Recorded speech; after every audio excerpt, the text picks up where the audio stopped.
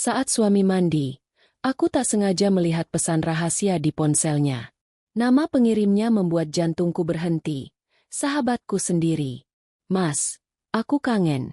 Kapan kita bertemu lagi? Tanganku gemetar. Tapi aku membalasnya. Datang saja. Rumah aman. Tak lama kemudian, bel pintu berbunyi. Wajah suamiku langsung pucat saat melihat siapa yang berdiri di depan rumah. Sebelum kita mulai ceritanya, bagi yang like, komen, dan subscribe ke channel ini, kami doakan semoga dilapangkan rezekinya, dilancarkan segala urusannya, dan agar kita bisa membuat kisah menarik lainnya. Mari kita mulai ceritanya. Suara gemuruh air yang jatuh dari pancuran kamar mandi terdengar seperti musik latar yang monoton di kamar utama rumah kami yang terletak di kawasan perbukitan Samarinda. Udara sore itu terasa lembab. Sisa hujan yang baru saja membasahi tepian sungai Mahakam meninggalkan aroma tanah basah yang masuk melalui celah jendela. Aku, Arini, sedang duduk di tepi ranjang, merapikan beberapa pakaian kerja milik Bayu yang baru saja selesai kusetrika. Pernikahan kami sudah berjalan 5 tahun, dan selama itu pula, aku merasa Samarinda adalah kota paling tenang untuk membangun masa depan. Bayu adalah sosok suami yang nyaris sempurna, seorang arsitek yang tekun, pendiam, namun selalu memastikan aku merasa dicintai. Namun, sore ini, ketenangan itu mendadak menguap hanya karena sebuah benda persegi panjang yang bergetar di atas meja rias. Ponsel Bayu menyala. Biasanya, aku tidak pernah lancang menyentuh barang pribadinya. Kami memiliki kepercayaan yang kuat, atau setidaknya itulah yang aku yakini selama ini. Namun, sebuah notifikasi muncul di layar yang tidak terkunci, menampilkan sebaris kalimat yang membuat seluruh sendi di tubuhku terasa lemas seketika. Nama pengirimnya adalah Maya. Sahabat karibku sejak masa SMA di Balikpapan. Orang yang selalu menjadi tempatku berbagi cerita. Bahkan orang yang menjodohkanku dengan Bayu dulu. Pesan itu sangat singkat.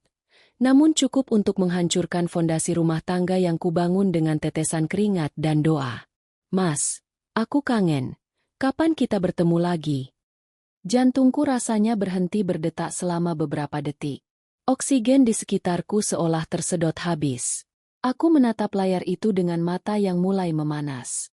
Maya, bagaimana mungkin?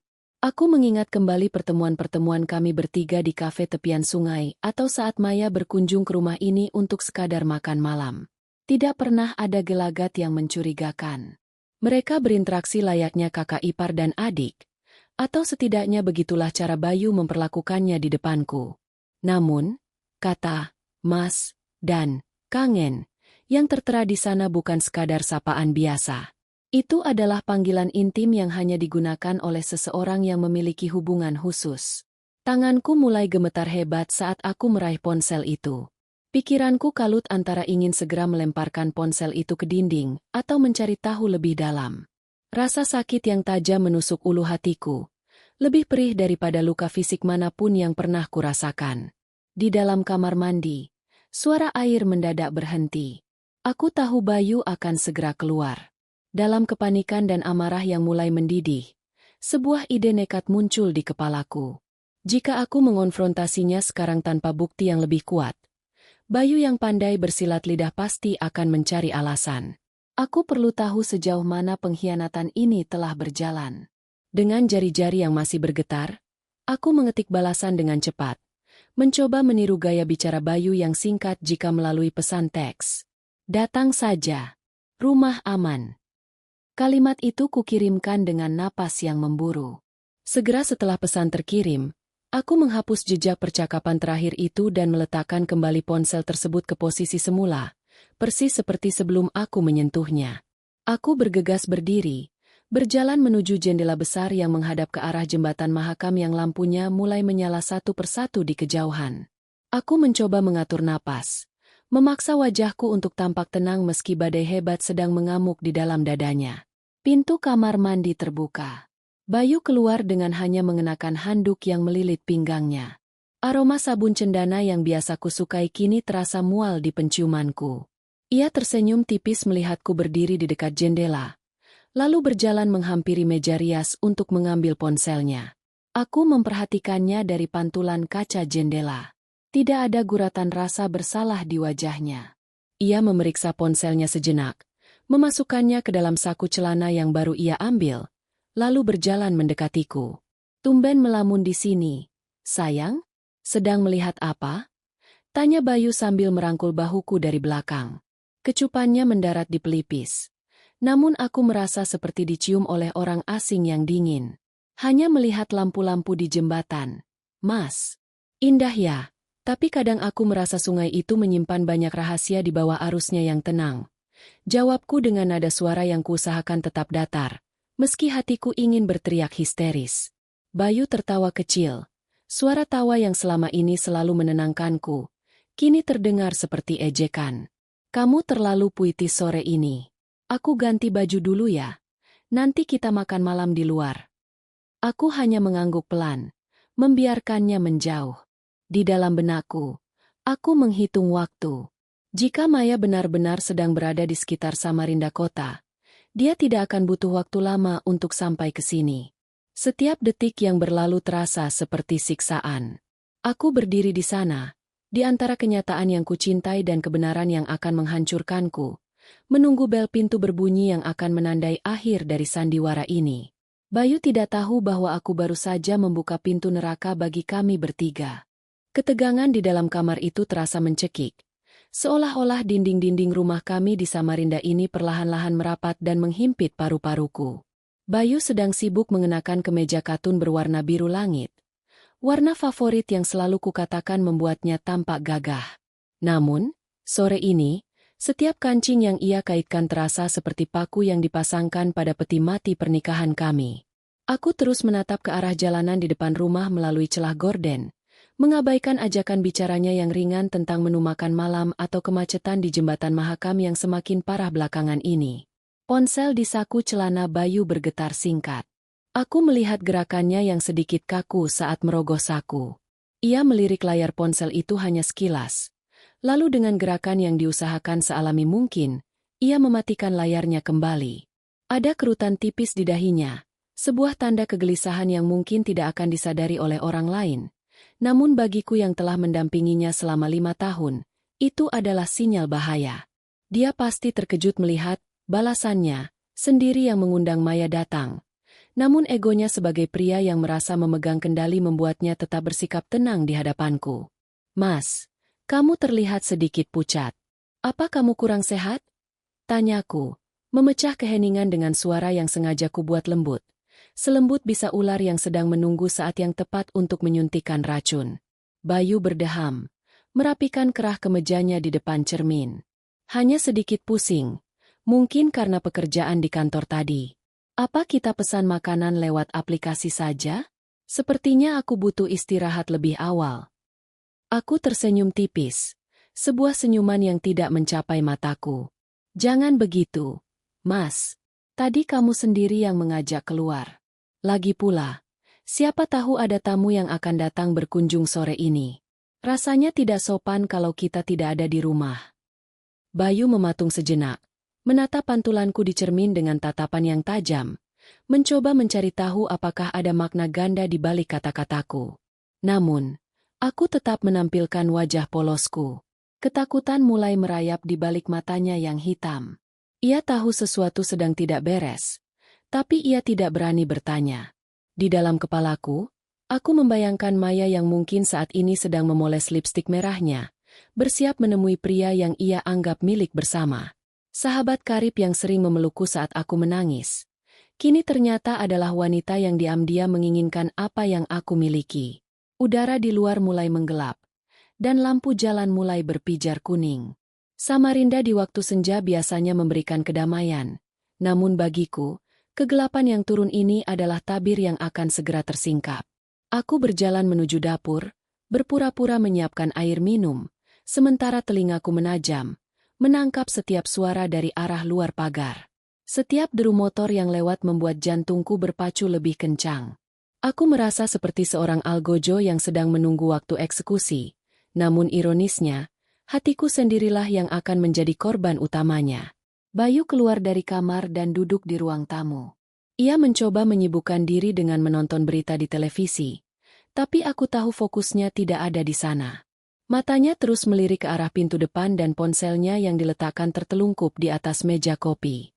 Keheningan di antara kami terasa sangat berat, dipenuhi oleh hal-hal yang tidak terucapkan. Aku duduk di sofa seberangnya, memperhatikannya tanpa kedip.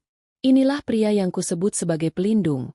Pria yang janji setianya dulu diucapkan di depan orang tuaku dengan suara yang begitu mantap.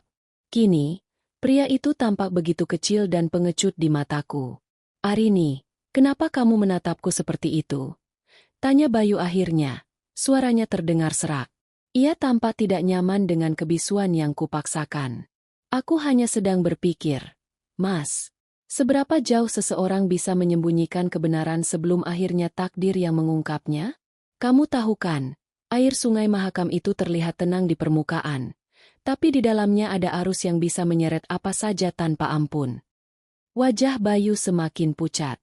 Ia hendak menjawab, namun kata-katanya tertelan kembali saat sebuah suara yang sangat kukenal terdengar dari depan rumah. Suara deru mobil yang berhenti, disusul oleh suara pintu mobil yang ditutup. Jantungku serasa ingin melompat keluar dari rongga dada.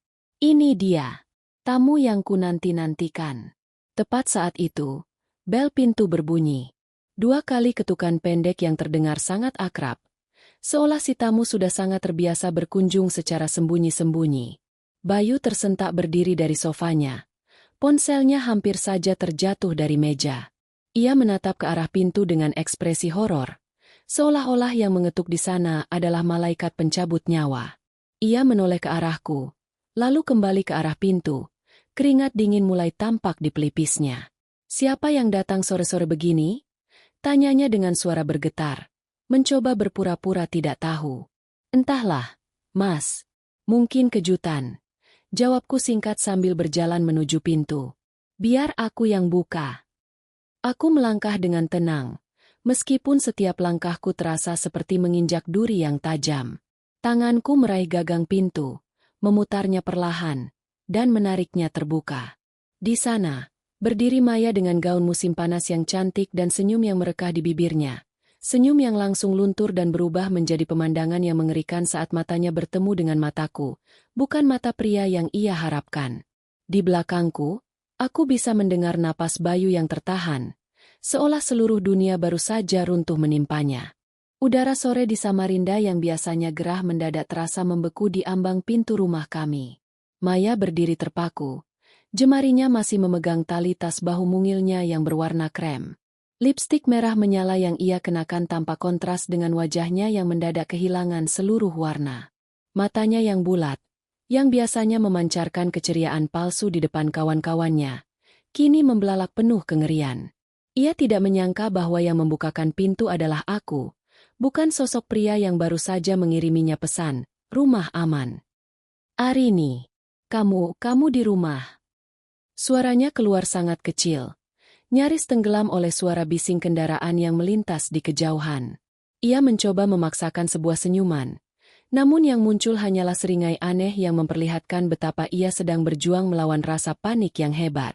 Aku tetap berdiri tegak di ambang pintu, menghalangi pandangannya untuk masuk lebih dalam, meski aku tahu suamiku sedang berdiri mematung seperti patung garam di ruang tamu.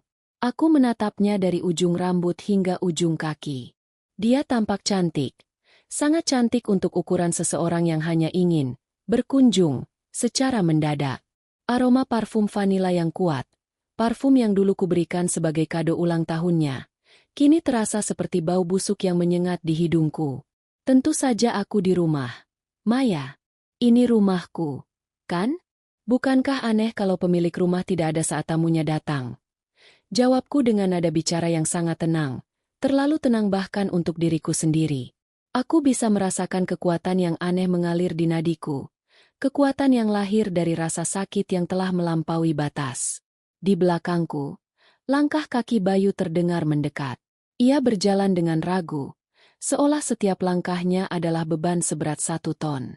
Saat ia sampai di sampingku, aku bisa melihat dari sudut mataku bagaimana wajah suamiku benar-benar berubah pucat pasi. Ia memandang Maya, lalu beralih padaku, lalu kembali ke Maya lagi. Mulutnya sedikit terbuka, namun tak ada satupun kata yang mampu keluar. Kebohongan yang ia bangun dengan rapi selama ini hancur berantakan hanya dalam satu ketukan pintu. Loh, ada Maya. Bayu akhirnya berhasil mengeluarkan suara, meski terdengar seperti suara kertas yang diremas. Sangat payah. Dia mencoba bersandiwara di depanku, seolah pertemuan ini adalah sebuah kebetulan yang luar biasa. Ada apa, Mei? Tumben sekali datang tidak memberi kabar dulu. Aku hampir saja tertawa mendengar pertanyaannya. Akting yang sangat buruk dari seorang pria yang biasanya sangat teliti dengan detail bangunannya.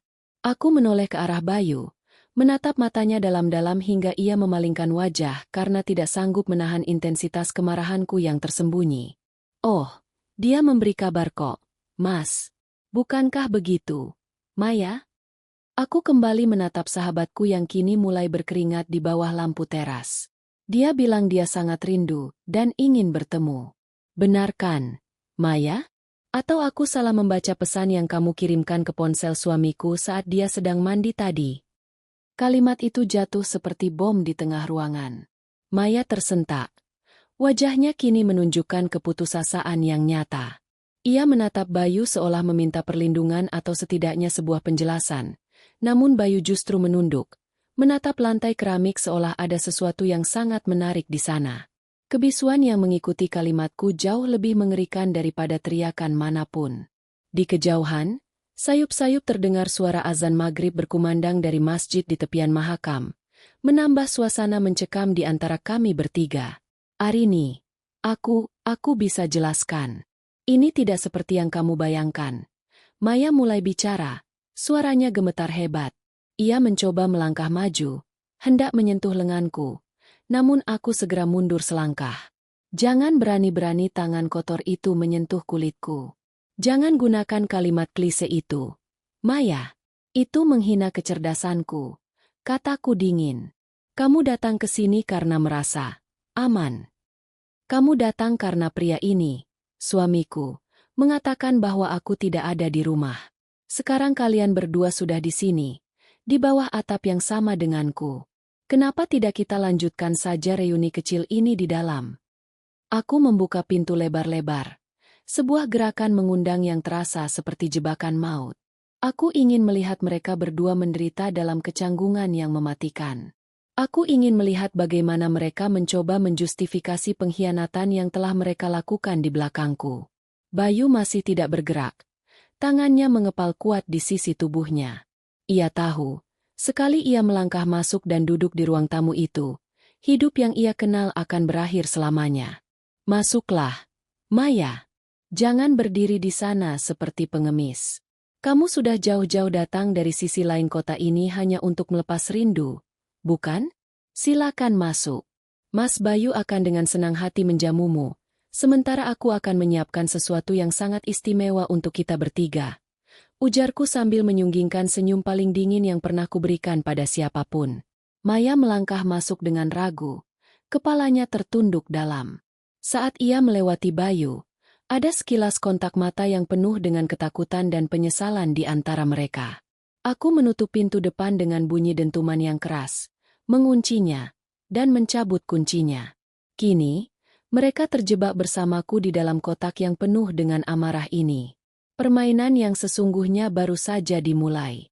Suara kunci pintu yang berputar terdengar seperti vonis mati di ruang tamu yang mendadak terasa sempit itu. Aku menyaku kunci tersebut, memastikan bahwa tidak ada jalan keluar bagi mereka sebelum semua kebenaran ini dikuliti hingga ke tulang.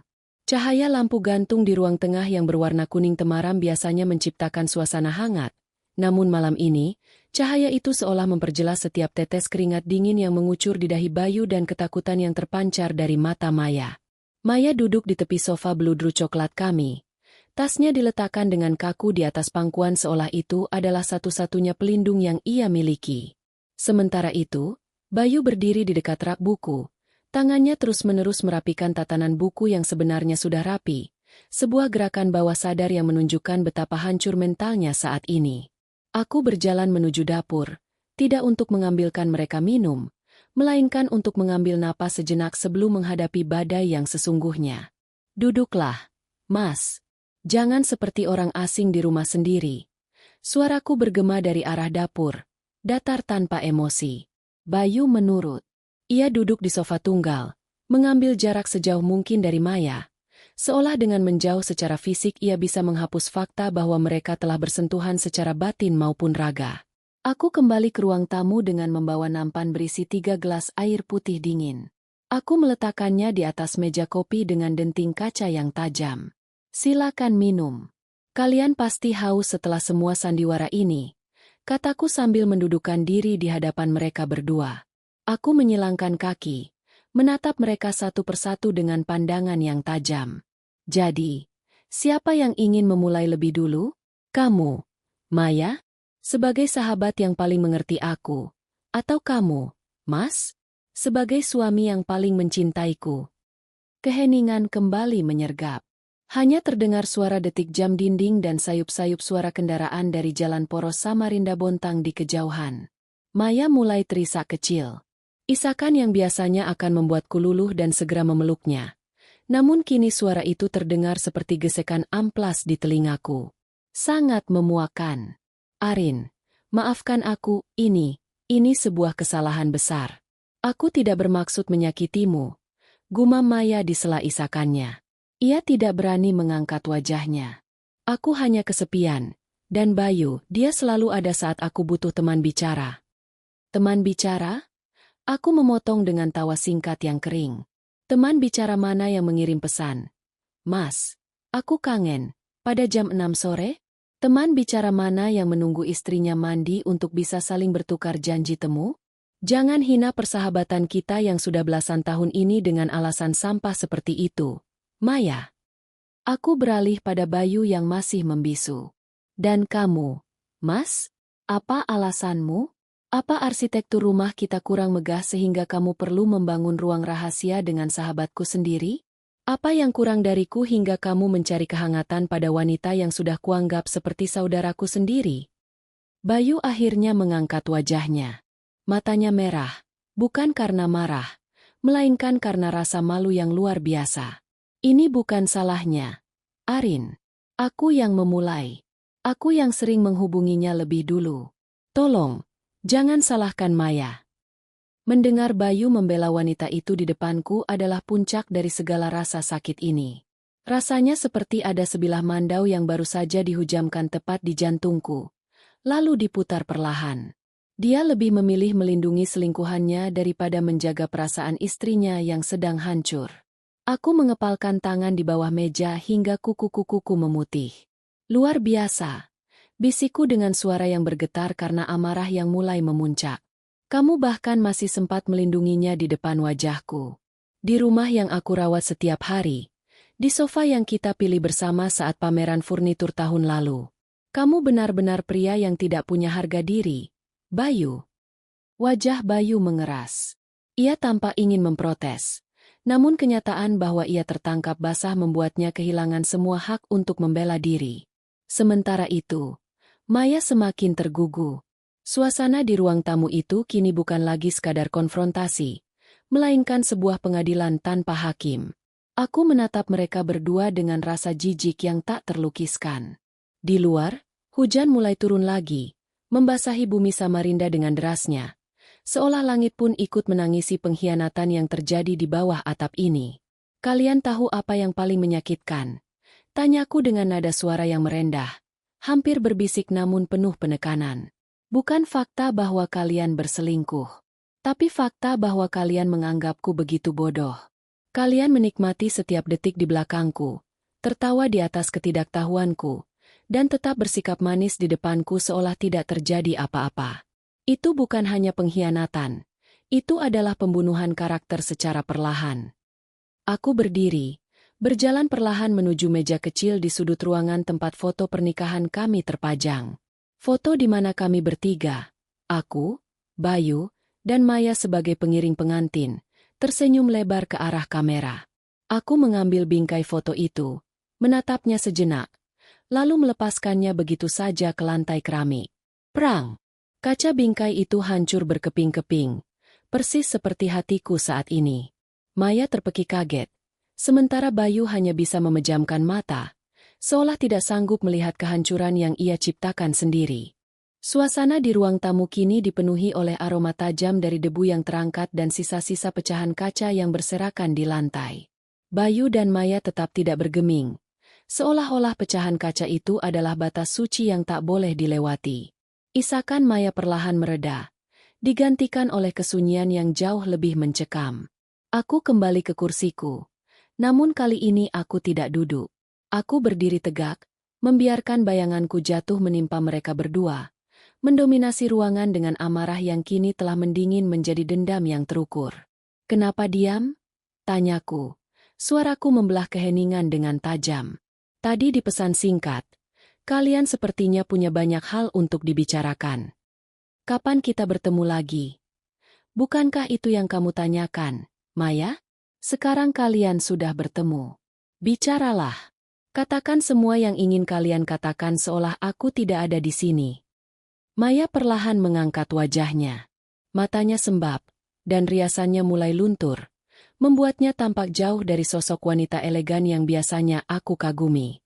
"Arin, aku tahu tidak ada kata yang bisa menghapus kesalahanku. Tapi tolong pahami, ini tidak direncanakan. Semua terjadi begitu saja saat kamu sibuk dengan proyekmu di Balikpapan tahun lalu. Aku sedang jatuh. Arin, bisnisku bangkrut. Dan Bayu dia satu-satunya orang yang mendengarkan." "Oh, jadi kamu menjual kesedihanmu untuk mendapatkan suamiku?" Aku memotong dengan nada mengejek. "Dan kamu, Mas? Apa alasanmu menjadi pahlawan kesiangan untuknya? Apa karena aku terlalu mandiri sehingga kamu butuh wanita yang lemah untuk membuatmu merasa seperti pria perkasa?" Bayu mengusap wajahnya dengan kasar. "Bukan begitu, Arin. Kamu selalu sibuk. Kamu selalu punya dunia sendiri. Aku merasa seperti pajangan di rumah ini. Bersama Maya, aku merasa dibutuhkan. Aku merasa hidup kembali." Mendengar pengakuan itu, aku merasa sebuah tawa pahit meledak di dalam dadaku. Alasan yang sangat klasik, sangat egois. Seorang pria yang menyalahkan kesuksesan istrinya sebagai pembenaran atas kerendahan moralnya sendiri. Aku berjalan mendekati Bayu, berdiri tepat di hadapannya hingga ia bisa merasakan napas amarahku. "Kamu merasa seperti pajangan," bisikku tepat di depan wajahnya. "Setiap kemeja yang kamu pakai, setiap makanan yang tersaji di meja ini, dan setiap sudut kenyamanan di rumah ini adalah hasil dari kesibukan yang kamu keluhkan itu, Bayu. Aku bekerja keras untuk masa depan kita, untuk anak-anak yang kita impikan. Dan kamu? Kamu menggunakan waktu luangmu untuk meniduri sahabatku." Bayu terdiam. Rahangnya mengeras. Ia tidak bisa membantah kenyataan itu. Aku kemudian berbalik ke arah Maya. "Dan kamu, Maya, sahabat yang sudah kuanggap saudara. Kamu tahu persis berapa kali aku menolak lamaran pria lain hanya untuk menunggu Bayu siap secara finansial. Kamu tahu setiap tetes air mata yang aku tumpahkan saat kita berjuang dari nol di kota ini. Dan ini caramu membalasnya? Mengambil pria yang paling aku percayai di dunia ini. Aku mencintainya, Arin," teriak Maya tiba-tiba. Suaranya melengking tinggi, memecah ketenangan malam di pemukiman itu. Ia berdiri, menantang tatapanku dengan sisa-sisa keberanian yang entah datang dari mana. "Ya, aku tahu ini salah. Tapi aku mencintainya. Sesuatu yang mungkin tidak pernah kamu tunjukkan padanya karena kamu terlalu sibuk dengan duniamu sendiri." Tamparan keras mendarat di pipi Maya sebelum ia sempat menyelesaikan kalimatnya. Suara tamparan itu bergema di seluruh ruangan, meninggalkan bekas merah yang kontras di kulit putihnya. Maya terjerembab kembali ke sofa, memegangi pipinya yang panas. Bayu tersentak, hendak berdiri untuk menolongnya. Namun tatapan mataku menghentikan gerakannya seketika. "Jangan berani-berani bicara tentang cinta di rumahku," kataku dengan suara yang rendah namun syarat dengan ancaman. "Cinta tidak dibangun di atas pengkhianatan. Cinta tidak mencuri di kegelapan. Apa yang kalian miliki bukan cinta. Itu adalah sampah yang kalian bungkus dengan kata-kata manis agar tidak terlihat menjijikan." Aku berjalan menuju meja rias di sudut ruangan, mengambil ponselku sendiri yang sejak tadi tersimpan di sana. Aku menekan beberapa tombol, lalu meletakkannya di tengah meja, tepat di antara mereka berdua. Layar ponsel itu menampilkan sebuah folder foto yang belum pernah mereka lihat. Foto-foto mereka berdua sedang makan siang mesra di sebuah restoran tersembunyi di pinggiran Samarinda sebulan yang lalu. Wajah Bayu dan Maya memucat secara bersamaan. Mereka mengira pertemuan sore ini adalah awal dari terbongkarnya rahasia mereka, tanpa menyadari bahwa aku sudah memantau mereka sejak lama. Aku hanya menunggu waktu yang tepat, menunggu sampai mereka benar-benar merasa aman sebelum aku menjatuhkan hukuman yang setimpal. Kalian pikir aku bodoh? Tanyaku sambil tersenyum miring. Aku sudah tahu sejak lama. Dan pesan yang kukirim tadi? Itu hanya cara untuk memastikan kalian berdua berada di sini, di bawah kekuasaanku, malam ini. Sekarang, sandiwara ini sudah berakhir. Dan percayalah, ini baru permulaan dari penderitaan kalian. Hening yang menyelimuti ruangan itu kini terasa lebih berat daripada sebelumnya. Jika tadi mereka merasa hanya terjebak dalam sebuah kecelakaan komunikasi, kini Bayu dan Maya menyadari bahwa mereka sedang berada di dalam sangkar yang sudah kupersiapkan sejak lama. Foto-foto di layar ponsel itu, yang menampilkan mereka sedang berpegangan tangan di sebuah warung makan di pinggiran Sungai Mahakam, menjadi bukti bisu bahwa mata-mataku, atau mungkin instingku sebagai seorang istri, jauh lebih tajam daripada yang mereka duga. Sejak kapan, Arin? Bayu bertanya dengan suara yang nyaris tidak terdengar. Ia menatap foto itu dengan pandangan kosong, menyadari bahwa setiap senyuman yang ia berikan padaku selama sebulan terakhir adalah sebuah penghinaan yang terekam jelas. Sejak kamu mulai sering pulang terlambat dengan alasan lembur di kantor dinas, Mas. Sejak aroma parfum vanila yang bukan milikku mulai menempel di kerah kemejamu. Jawabku sambil berjalan mondar-mandir di depan mereka seperti seorang jaksa penuntut. Kalian pikir kalian pintar? Di Samarinda, berita buruk mengalir lebih cepat daripada arus sungai saat musim hujan. Orang-orang melihat kalian, Mas, teman-temanku, kolegaku, mereka semua melihat dan mereka menaruh belas kasihan padaku. Maya menutupi wajahnya dengan kedua telapak tangan. Bahunya terguncang hebat oleh tangisan yang kini terdengar lebih mirip raungan keputusasaan. Arin, tolong jangan lakukan ini. Aku akan pergi. Aku akan menghilang dari kehidupan kalian. Tolong jangan hancurkan nama baikku. Aku berhenti tepat di depan Maya, lalu sedikit membungkuk untuk membisikkan sesuatu di telinganya. Nama baik? Kamu sudah menghancurkannya sendiri saat kamu memutuskan untuk masuk ke tempat tidur pria yang statusnya masih suamiku. Kamu tahu apa yang lebih menyakitkan dari pengkhianatan ini, Maya? Aku sempat ingin membantumu melunasi utang bisnismu. Aku sudah menyiapkan dana itu karena aku menganggapmu keluarga. Tapi syukurlah, pesan singkat tadi menyelamatkan uangku dari orang sepertimu. Mendengar hal itu, Maya mendongak dengan tatapan tidak percaya. Penyesalan yang baru saja ia rasakan kini bercampur dengan kenyataan bahwa ia baru saja membuang satu-satunya uluran tangan tulus yang bisa menyelamatkannya dari kebangkrutan. Keserakahannya telah memakan dirinya sendiri. Aku beralih kembali pada Bayu. Dan kamu, Mas. Kamu tahu kan kalau proyek pembangunan hotel di Balikpapan itu menggunakan namaku sebagai penjamin? Dan kamu tahu apa yang terjadi jika reputasimu sebagai arsitek tercoreng oleh skandal moral seperti ini di kantor pusat? Wajah Bayu berubah dari pucat menjadi biru. Ia adalah pria yang sangat memuja karir dan martabat. Arin. Jangan, aku mohon. Jangan libatkan pekerjaan. Kita bisa bicarakan ini secara kekeluargaan. Aku akan mengakhiri semuanya dengan Maya sekarang juga. Di depanmu. Sangat mudah bagimu untuk membuang seseorang setelah kamu puas menggunakannya, ya? Aku menatap Bayu dengan rasa jijik yang semakin dalam. Begitu juga caramu memperlakukanku nanti jika ada wanita lain yang menurutmu lebih membutuhkanmu. Kamu tidak mencintai Maya, Mas. Kamu hanya mencintai dirimu sendiri dan rasa kuasa yang dia berikan padamu. Aku menarik sebuah kursi kayu dan duduk tepat di hadapan mereka, membentuk sebuah lingkaran konfrontasi yang tak terelakkan. Di luar, guntur menggelegar. Getarannya terasa hingga ke lantai rumah kami. Hujan di Samarinda malam ini seolah sedang mencuci semua kepalsuan yang selama ini tersimpan rapat di balik dinding beton rumah ini. Aku mengambil napas panjang, mencoba menstabilkan detak jantungku yang masih berdegup kencang karena adrenalin dan rasa sakit. Aku teringat saat kita masih tinggal di kontrakan kecil dekat pasar pagi dulu. Kataku, memulai sebuah kilas balik yang pahit. Kita tidak punya apa-apa. Kamu hanya seorang asisten arsitek dengan gaji kecil. Dan aku harus berjualan kue demi menambah biaya hidup kita. Saat itu, Maya adalah orang yang sering datang membawakan sisa makanan dari kantornya. Aku sangat berterima kasih padanya. Aku menganggapnya malaikat. Aku menatap Maya yang masih menunduk. Ternyata, malaikat itu hanya sedang menunggu mangsanya tumbuh besar sebelum ia menerkamnya. Dan kamu, Mas, kamu adalah mangsa yang sangat mudah untuk ditaklukkan.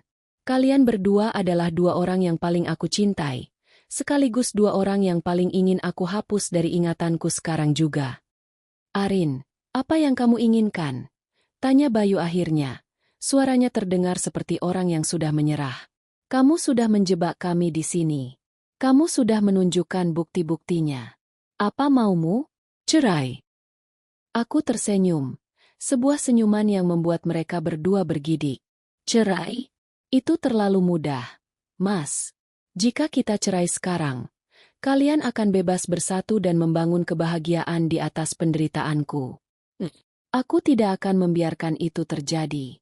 Aku ingin kalian merasakan apa yang aku rasakan, hidup dalam penjara yang kalian buat sendiri. Aku berdiri dan berjalan menuju pintu depan, mengeluarkan kunci dari saku celanaku. Namun, aku tidak membukanya. Aku justru berjalan menuju meja makan dan mengambil sebuah amplop coklat yang sudah kusiapkan sejak sore tadi. Aku melemparkannya ke atas meja. Di dalam sana ada surat pernyataan. Kamu, Mas, harus menyerahkan seluruh aset rumah dan tanah ini atas namaku sebagai kompensasi atas kerugian moralku. Dan kamu, Maya, aku ingin kamu menandatangani pengakuan tertulis tentang hubungan gelap ini. Aku menggantung kalimatku, membiarkan ancaman itu merayap di pikiran mereka. Jika tidak, besok pagi foto-foto ini dan semua bukti percakapan kalian akan sampai di meja direkturmu, Mas, dan di grup percakapan keluarga besar kita, Maya. Keheningan yang mengikuti permintaanku terasa begitu pekat. Seolah oksigen di ruang tamu itu telah habis terbakar oleh ego dan amarah. Bayu menatap amplop coklat di atas meja dengan pandangan nanar. Sementara Maya gemetar hebat seolah suhu ruangan baru saja anjlok hingga titik beku. Di bawah lampu kristal yang mahal ini, mereka berdua tampak seperti pesakitan yang menunggu vonis hakim. Kesombongan yang mereka tunjukkan lewat pesan singkat tadi sore telah lumat, berganti dengan keputusasaan yang telanjang. Arin, ini pemerasan. Bayu berbisik dengan suara parau. Matanya menatapku seolah tidak percaya bahwa istri yang selama ini ia anggap lembut dan penurut bisa berubah menjadi sosok yang begitu dingin dan kalkulatif. Pemerasan. Aku tertawa. Sebuah tawa yang terdengar asing bahkan di telingaku sendiri. Sebut saja ini biaya ganti rugi atas setiap detik kepercayaan yang kamu hancurkan. Mas, aku tidak meminta nyawamu. Aku hanya meminta kembali apa yang seharusnya menjadi hakku setelah kamu memutuskan untuk membagi dirimu dengan wanita lain. Kamu yang mengajari aku tentang struktur bangunan yang kokoh, bukan? Sekarang aku sedang memastikan struktur hidupku tetap tegak meski pondasinya sudah kamu hancurkan. Aku menyodorkan sebuah pena perak ke arahnya. Bayu menatap pena itu seolah benda itu adalah bara api yang akan menghanguskan tangannya. Tangannya yang biasa menggambar garis-garis presisi di atas kertas kalkir kini bergetar hebat. Ia tahu, dengan menandatangani surat itu, ia akan kehilangan segalanya, hasil kerja kerasnya selama bertahun-tahun yang ia banggakan. Namun, ia juga tahu bahwa alternatifnya jauh lebih buruk. Kehilangan karir dan nama baik di Samarinda sama saja dengan bunuh diri secara sosial. Dan kamu, Maya. Aku beralih pada sahabatku yang kini hanya bisa terduduk lemas di sofa. Jangan hanya diam. Tanda tangani pengakuan itu. Aku butuh jaminan bahwa kamu tidak akan pernah lagi berani menampakkan wajahmu di depan suamiku, atau di depan pintu rumah manapun yang kutempati. Jika kamu mencoba melanggar atau bermain api lagi, surat ini akan menjadi tiketmu menuju kehancuran total di kota ini. Maya meraih pena itu dengan jari-jari yang kaku. Air matanya menetes, membasahi permukaan kertas putih di hadapannya. Kamu benar-benar kejam, Arin. Aku tidak menyangka kamu bisa sejahat ini pada sahabatmu sendiri. Jahat. Aku mencengkeram sandaran kursi dengan kuat. Jangan bicara soal kejahatan padaku. Maya, kamu makan di mejaku. Kamu tidur di atas kebaikanku. Lalu kamu mencuri suamiku. Siapa sebenarnya yang jahat di sini? Aku hanya sedang mempertahankan sisa-sisa martabatku. Sekarang, tanda tangani, atau aku akan menekan tombol kirim di ponselku sekarang juga. Dengan isakan yang tertahan, Maya menggoreskan tanda tangannya di atas materai. Tak lama kemudian, Bayu melakukan hal yang sama. Bunyi pena yang bergesekan dengan kertas itu adalah suara akhir dari pernikahan kami. Aku mengambil kembali surat-surat itu, memeriksanya dengan teliti, lalu memasukkannya kembali ke dalam amplop. Rasa menang merayap di dadaku, namun anehnya, tidak ada rasa bahagia. Hanya ada kehampaan yang luar biasa besar, seperti sebuah lubang hitam yang siap menelan apa saja. Sudah selesai, kataku datar. Aku berjalan menuju pintu depan, memasukkan kunci ke lubangnya, dan memutarnya dengan sekali gerak. Pintu terbuka lebar, mempersilakan udara malam yang basah dan dingin masuk ke dalam rumah. Sekarang, kalian berdua, silakan pergi. Bawa semua barangmu yang ada di sini. Mas, aku akan mengirimkan sisa pakaianmu lewat jasa pengantar besok pagi. Jangan pernah kembali lagi. Bayu berdiri dengan gontai. Ia menatapku untuk terakhir kalinya, mencari sedikit saja sisa cinta atau belas kasihan di mataku. Namun ia hanya menemukan dinding es yang tebal. Ia lalu menoleh pada Maya, yang berdiri dengan wajah hancur. Tidak ada lagi gairah atau kerinduan di antara mereka. Pengkhianatan mereka kini terasa seperti beban yang sangat berat dan memuakkan bagi satu sama lain. Arin, aku. Bayu mencoba bicara, namun aku segera memotongnya. Pergi, Mas, sebelum aku berubah pikiran dan benar-benar menghancurkanmu. Mereka melangkah keluar satu persatu. Maya berjalan cepat menuju mobilnya tanpa menoleh lagi. Sementara Bayu berdiri sejenak di teras, menatap rumah yang bukan lagi miliknya. Hujan masih turun, meski tidak sederas tadi, membasahi jalanan aspal Samarinda yang berkilau di bawah lampu jalan. Aku berdiri di ambang pintu, menyaksikan mereka pergi menjauh, hingga lampu belakang mobil mereka hilang di tikungan jalan. Aku menutup pintu perlahan dan menguncinya kembali. Kali ini, aku benar-benar sendiri. Aku berjalan menuju ruang tamu yang berantakan, menatap pecahan kaca foto pernikahan kami yang masih berserakan di lantai. Tiba-tiba, kekuatanku menghilang. Aku jatuh terduduk di lantai, tepat di tengah puing-puing kenangan itu. Air mata yang sejak tadi kutahan akhirnya tumpah, mengalir deras membasahi pipiku. Di tengah sunyinya malam, hanya terdengar suara isak tangisku yang menyatu dengan deru hujan di luar, meratapi sebuah pengkhianatan yang telah mengubah segalanya. Pagi pertama setelah badai itu datang dengan cahaya matahari yang pucat, menyelinap di antara celah gorden kamar yang kini terasa terlalu luas. Samarinda mulai terbangun. Suara mesin kapal di kejauhan Sungai Mahakam terdengar samar, menandakan kehidupan terus berputar meski duniaku baru saja berhenti. Aku berdiri di depan cermin, menatap bayangan wanita yang tampak asing. Mataku sembab, namun ada ketajaman yang baru di sana, sebuah ketajaman yang lahir dari api pengkhianatan yang telah menghanguskan segala kepolosan yang dulu kumiliki. Aku menghabiskan waktu berjam-jam untuk mengemasi sisa-sisa keberadaan Bayu. Setiap kemeja yang kupilihkan, setiap jam tangan yang kuberikan sebagai hadiah ulang tahun, hingga sikat gigi di kamar mandi, semuanya kumasukkan ke dalam kardus coklat tanpa sisa. Tidak ada lagi aroma cendana yang tertinggal. Aku ingin rumah ini steril dari segala hal yang berbau kebohongan.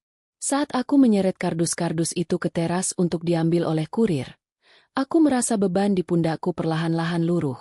Telepon genggamku bergetar berkali-kali.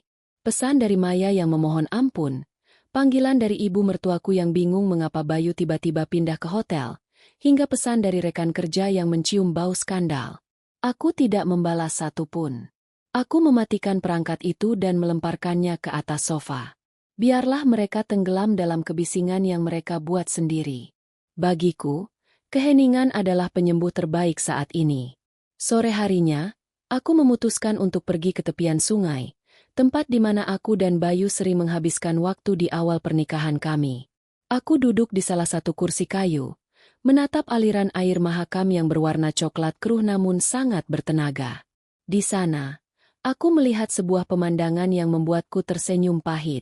Di seberang sana, aku melihat Bayu dan Maya. Mereka sedang berdiri di dekat mobil, tampak sedang berselisih hebat. Tidak ada lagi pelukan rahasia atau pesan manis, kangen. Yang ada hanyalah dua orang yang saling menyalahkan atas kehancuran hidup mereka masing-masing. Pengkhianatan mereka ternyata tidak berakhir dengan persatuan yang indah. Tanpa harta, tanpa reputasi, dan tanpa restu dari siapapun, cinta mereka ternyata sangat rapuh. Mereka tidak benar-benar saling mencintai. Mereka hanya saling menggunakan untuk melarikan diri dari kejenuhan.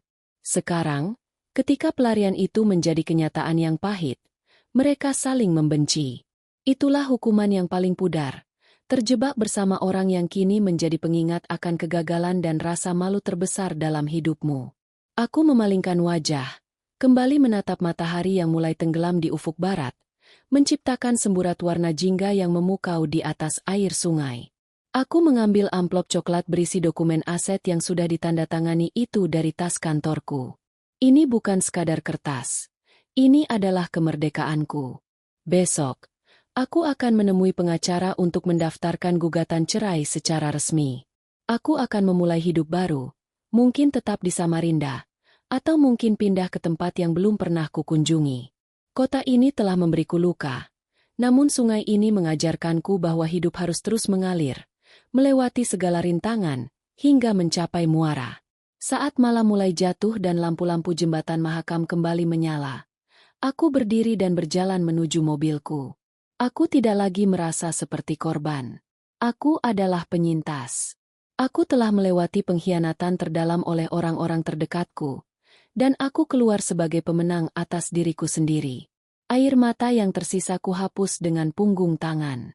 Aku menghidupkan mesin mobil, memutar kemudi meninggalkan tepian sungai. Di kaca spion, bayangan masa laluku perlahan mengecil dan menghilang di kegelapan malam. Aku menarik napas dalam-dalam, menghirup udara malam yang segar. Untuk pertama kalinya dalam waktu yang sangat lama, aku merasa bisa bernapas dengan lega. Cerita tentang Arini yang lemah telah berakhir di rumah itu. Dan sekarang, cerita tentang diriku yang baru saja dimulai. Arus sungai akan membawa pergi semua sampah kenangan itu. Dan aku siap menyambut fajar yang baru.